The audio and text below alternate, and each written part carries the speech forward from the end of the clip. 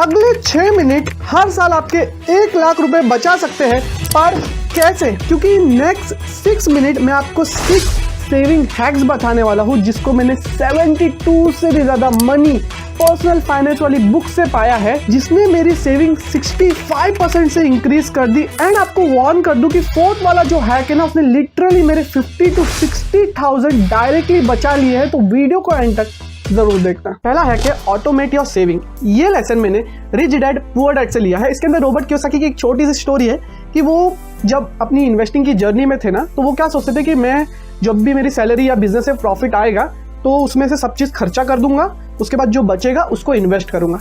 लेकिन Robert Kiyosaki ने ये चीज़ 6 महीने तक ट्राई की, कभी भी उनके पास पैसा बचा ही नहीं। और ये चीज़ हमारे साथ भी होती है। हम सोचते हैं कि हमारी सैलरी आएगी या बिजनेस से प्रॉफिट आएगा, उसके बाद जो खर्चा करूंगा मैं, जो बचेगा उसको मैं इन्वेस्ट करूंगा या सेव करूंगा। लेकिन आपको और मुझको दोनों को पता है कि कभी ऐसा होता ही नहीं है, क्योंकि खर्चे इतने ज़्यादा बढ़ जाते हैं, हमारे पास पैसा बचता ही नहीं है। तो रॉबर्ट कियोसाकी कहते हैं कि आप पहले सेव कर लो और उसके बाद जो बचेगा उसको खर्चा करो। ये चीज़ मैंने खुद ने अप्लाई की है, जिससे मेरी सेविंग धीरे धीरे करके बढ़ी है। सेकंड लेसन है यूज कैश। आज के दिन डिजिटल ट्रांजैक्शन हमारे इंडिया में बहुत ज़्यादा बढ़ गए। यूपीआई आया, डेबिट कार्ड के थ्रू, इसके थ्रू बहुत सारे ट्रांजैक्शन हम यूपीआई के थ्रू करते हैं। चाय वाले की दुकान से लेके बड़े बड़े मॉल तक हम यूपीआई का यूज़ कर रहे हैं। लेकिन उसके थ्रू क्या हो रहा है मालूम है? हम जितना खर्चा कर रहे हैं ना, हमारे मन को लगता नहीं है। लेकिन जब आप कैश का यूज़ करते हो ना, कोई भी चीज़ का पेमेंट करने के लिए, कपड़े खरीदने के टाइम पे, कोई टेक्नोलॉजी की चीज़ें खरीदने के टाइम पे, तो आपके मन को ऐसा लगता है कि आपके पास से कुछ गया है। क्योंकि कैश ह्यूमन एवोल्यूशन के अंदर बहुत सालों से है। डिजिटल पेमेंट तो पिछले 5-10 सालों के अंदर आया, लेकिन कैश तो 100-200 हज़ारों सालों से है। तो कैश का जब आप यूज़ करते हो ना, तो हमें ऐसा लगता है कि हमारे पास से कुछ जा रहा है। इससे हम पहली चीज़ है कि जो चीज़ें खरीदते हैं ना, वो थोड़ा कम खरीदते हैं, एकदम एक्सेसिव शॉपिंग वीपिंग नहीं करते। सेकंड, हम नेगोशिएशन पे ज़्यादा ध्यान देते हैं। हम भाव तोल करते हैं कि इतना कम पैसा दो, हम रोकड़ा दे रहे हैं, थोड़ा तो डिस्काउंट दे दो, जिससे हमारा पैसा थोड़ा थोड़ा बचता है। तो मैं ऐसा नहीं बोलूँगा कि आप पूरी तरीके से कैश पे आ जाओ, लेकिन जहाँ हो सके, जहाँ आपको ऐसा लगता है कि नेगोशिएशन करने की ज़रूरत है, वहाँ कैश का यूज़ करो। क्योंकि कैश सामने वाला लेते समय भी ऐसा उसको लगता है कि मेरे पास कुछ आ रहा है, जिससे वो आपको एक एक्स्ट्रा डिस्काउंट देगा। और आप भी पूरी तरीके से डिजिटल मत हो। ये मैंने अपनाया है और मैंने मेरी सेविंग के अंदर, मेरे भाव तोल करने के अंदर थोड़ा इंक्रीज देखा है। इसके बाद नेक्स्ट हैक है stay away from instant loan, credit card, instant purchases. भाई साहब, आज के दिन है ना, ईएमआई पे कोई भी चीज़ आपको तुरंत मिल रही है। आप फ्लिपकार्ट पे जाओ, अमेजोन पे जाओ, कोई दुकान पे जाओ, आपको सिर्फ अपना पैन कार्ड देना है, आधार कार्ड देना है, बैंक डिटेल देनी है, और वो सामान आपके घर पे पहुंच जाएगा। इन लोग ने सिस्टम जो है ना, इतना इजी कर लिया है कि आप कोई भी चीज़ पटाख से पटाख खरीद सकते हैं। आप सिर्फ ड्रीम करो, वो चीज़ आपके पास आ जाएगी। लेकिन आपको एक बहुत ही हार्ड हिटिंग बात समझानी है कि डेब्ट is a modern day slavery. पहले लोग राजाओं के गुलाम होते थे, लेकिन आज के दिन ये बड़ी बड़ी कंपनियों ने ऐसा उधार का ट्रैप बना लिया है ना, जिससे एक नॉर्मल पर्सन भी ईएमआई पे फ़ोन, पुराना फ़ोन अच्छा है फिर भी नया फ़ोन ले रहा है, आईफोन ले रहा है। पैसे उसके पास है नहीं, इतनी उसकी सैलरी नहीं है, लेकिन सिस्टम इतना अच्छा कर दिया है कि वो लोग आपको उधार के ट्रैप में फंसा देते हैं। आपको फटाक से पर्सनल लोन दे रहे हैं 12%, 15%, 16% के इंटरेस्ट रेट पे। उसके साथ प्रोसेसिंग फीस जो रहती है वो 4,000, 5,000 की रहती है। और आप वो डेट भरने के चक्कर में काम करते जाते हो, इंटरेस्ट पे करते जाते हो। तो प्लीज़, अगर आपकी टीवी ठीक चल रही है तो क्यों नई टीवी लेना है? क्यों लोगों के सामने शो ऑफ करना है? आपका फ़ोन सही चल रहा है तो क्यों नया आईफोन लेना है? क्यों नया एंड्रॉयड फ़ोन लेना है? आप वही फ़ोन चलाओ यार। क्यों शो ऑफ करने के लिए चीज़ें लेनी है? इंस्टेंट लोन मिल रहा है, सही बात है, लेकिन वो ज़रूरत के टाइम के लिए। हम उसको एक लग्जरी की तरह लेके हमेशा वो चीज़ करते जाएंगे तो आप डेब्ट के ट्रैप में फंस जाओगे। इसके बाद 4th हैक है जिसने मेरे बहुत सारे पैसे बचाए हैं, वो है rent thing instead of buying. अब मुझे गेम्स का बहुत शौक है। मैं टीवी के अंदर प्ले स्टेशन के थ्रू गेम्स खेलना मुझे बहुत अच्छा लगता है। तो मेरा मन था एक प्ले स्टेशन खरीदने का, PlayStation 5 खरीदने का, जो 50-60 हज़ार के करीब रहेगा आज के टाइम पे। लेकिन मैं सोचा कि इतना पैसा मैं खर्चा कैसे करूं, मुझे थोड़ा कैसा तो फील हो रहा था। अभी हम बजटिंग करते हैं, सेविंग करते हैं, ऐसे पर्सन है, तो इतना बड़ा अमाउंट देना कैसा तो अलग तरीके से फील हो रहा था। तो मैंने क्या सोचा कि मैं महीने में कितने बार गेम खेलता हूँ, कितना टाइम है मेरे पास।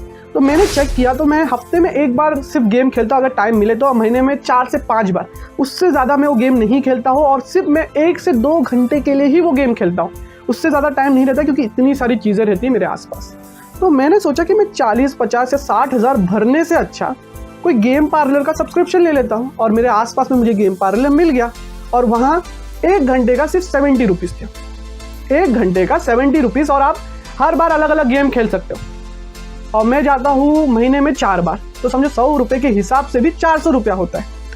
तो अगर मैं वो 70 to 80,000 रुपीज़ किधर इन्वेस्ट कर देता हूँ तो मुझे महीने के ही 1000 रुपये के करीब तो मिल ही जाएंगे, अगर हम 10 या 12% का भी एनुअल रिटर्न लेते हैं। तो प्ले स्टेशन लेने के बाद मुझे कभी कोई दूसरा गेम खेलना है तो उसके लिए 4-5 हज़ार की नई सीडी लेना पड़ता था, वो मैं कहाँ से लेके आता था पैसा। और उसके बाद अगर कुछ उसके अंदर डैमेज हो जाता था तो उसका खर्चा अलग करो, फिर उसको लगाओ भिगाओ, ये सब करो, दोस्त ढूंढो गेम खेलने के लिए साथ में, इतनी सारी मगजमारी थी। लेकिन गेम पार्लर में आप नए नए गेम खेल सकते हो, जो कुछ खराब बिराब होगा कुछ भी होगा वो सब उन लोग खर्चा उठाएंगे, वहाँ नए दोस्त भी मिलेंगे वो गेम खेलने के लिए। तो इतनी सारी सुविधा है और ऊपर से मेरा जो इतना बड़ा अमाउंट था वो भी बच रहा है। तो आप भी कभी कभार यही सोचो कि अगर आप कोई चीज़ ओकेशनली यूज़ कर रहे हो, मीन्स कभी कभार यूज़ कर रहे हो, तो उसको रेंट कर लो ना। गाड़ी भी होती है, हम महीने में एक बार किधर ड्राइव पे जाने का है तो उसके लिए हम गाड़ी खरीद लेते हैं और वो गाड़ी खड़ी ही रहती है हमेशा के लिए, सिर्फ महीने में एक बार यूज़ होती है। तो उसका मेंटेनेंस, उसका ईएमआई, फिर उसका पेट्रोल का खर्चा, ये सारा आपको भरना पड़ता है।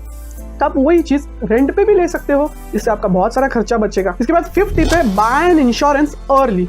इंश्योरेंस जो रहता है ना वो हमें बहुत हद तक सिक्योर रख रहा है आज की दुनिया के अंदर।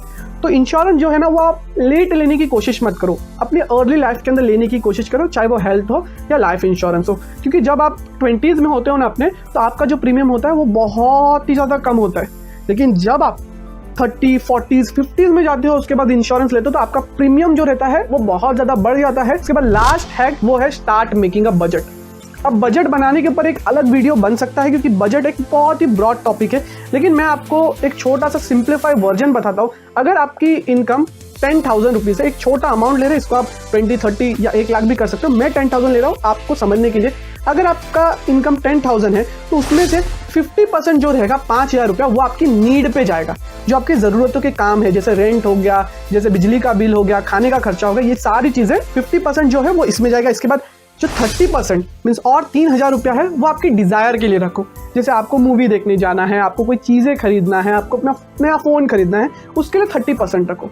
उसके बाद जो लास्ट का 20% बचेगा ना उसको आप इन्वेस्टिंग में डाल सकते हो, सेव करो और उसको इन्वेस्ट करो। जैसे मैंने पहले बताया, पहला ही 20% सेव कर लो, इन्वेस्ट कर लो, बाकी 80% से आपके खर्चे चलाओ। या फिर आप 80-20 रूल भी इस्तेमाल कर सकते हो कि 80% आपके खर्चों के लिए और 20% आप डायरेक्टली सेविंग में डाल सकते हो। ये 2 बजट की टैक्टिक अगर आप यूज़ करोगे तो आप एक अच्छा बजट बना सकते हो और आपको बहुत ज़्यादा बजट की मगजमारी में नहीं जाना पड़ेगा। तो ये थे 6 सेविंग हैक। अगर आपके पास कोई नया हैक है तो कमेंट में ज़रूर बता देना। और मैंने साइकोलॉजी ऑफ मनी के ऊपर एक बहुत ही अच्छी वीडियो बनाया है जो आपको मनी के बारे में बहुत सारी चीज़ें समझाने में मदद करेगी, यहाँ क्लिक करके देख सकते हो।